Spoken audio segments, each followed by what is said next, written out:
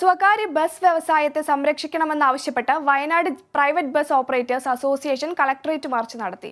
വിദ്യാർത്ഥികളുടെ യാത്രാനിരക്ക് വർദ്ധിപ്പിക്കുക, കൺസെഷൻ മാനദണ്ഡം നിശ്ചയിക്കുക, ബസ്സുകളുടെ പെർമിറ്റുകൾ ദൂരപരിധി നോക്കാതെ യഥാസമയം പുതുക്കി നൽകുക, ഗതാഗത നയം രൂപീകരിക്കുക, ഇന്ധന സെസ് പിൻവലിക്കുക തുടങ്ങിയ ആവശ്യങ്ങൾ ഉന്നയിച്ചായിരുന്നു സമരം. ധർണ മുൻ MLA CK ശശീന്ദ്രൻ ഉദ്ഘാടനം ചെയ്തു. ബസ് ഉടമ സംഘം ഭാരവാഹികളും ജീവനക്കാരും മാർച്ചിൽ പങ്കെടുത്തു.